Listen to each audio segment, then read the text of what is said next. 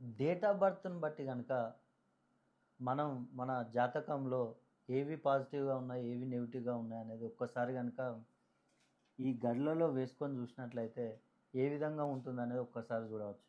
ఇక్కడ గనక ఎగ్జాంపుల్ మనం 4/8/1989 ఈ డేట్ ఆఫ్ బర్త్ ఉన్నవారిని గనక మనం తీసుకొని వేసినట్లయితే ఈ గళ్ళలో ఏ విధంగా ఉంటుందో ఒకసారి చూద్దాం.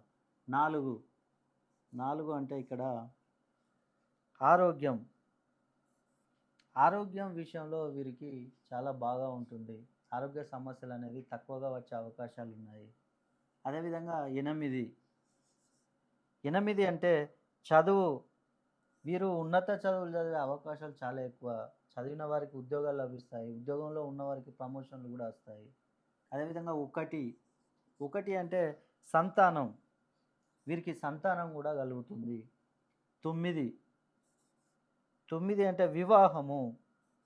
వీరికి వివాహం కూడా జరుగుతుంది. ఇప్పుడు కనుక మనం ఇక్కడ ఫిల్ అయినా కనుక చూసుకున్నట్లయితే 1, 4, 8, 9 ఇవి మనకి పాజిటివ్గా ఉండే సమస్యలు. నెగిటివ్గా ఉండే సమస్యలు ఏంటంటే ఫిల్ కానివి. 2, 2 అంటే రుణ బాధలు. వీరికి రుణ బాధలు ఎక్కువగా ఉండే అవకాశాలు ఎక్కువగా ఉన్నాయి. అదేవిధంగా 3, రిలేషన్షిప్లో వీరికి చాలా సమస్యలు వస్తూ ఉంటాయి. 5, వ్యాపారం. ఏ వ్యాపారం చేసినా కూడా నష్టాలు కష్టాలు ఎక్కువగా ఉంటాయి. 6, డబ్బు సంపాదన. డబ్బు సంపాదిస్తూ ఉంటారు. కాకపోతే దీనిలో వీరికి ఆ సంపాదన అనేది ఎక్కువగా నిలవకుండా ఉంటుంది.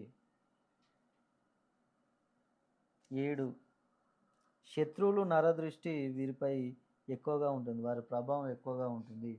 మీరు కనుక ఈ డేట్ ఆఫ్ బర్త్‌ని బట్టి కనుక ఇవి ఫిల్ చేసుకున్నట్లయితే మీకు ఏ పాయింట్లు నెగిటివ్‌గా ఉన్నాయి, ఏ పాయింట్స్ పాజిటివ్‌గా ఉన్నాయనేది మీకు అర్థమవుతుంది. మీ డేట్ ఆఫ్ బర్త్‌లో గనక మీ డేట్ ఆఫ్ బర్త్ వేసుకొని ఒక్కసారి మీరు చూడండి. మీకు గనుక ఏమైనా నెగిటివ్ సమస్యలు గనుక ఉన్నట్లయితే మీకు దోషం ఉన్నట్లే. కాబట్టి ఒక్కసారి మీ డేట్ ఆఫ్ బర్త్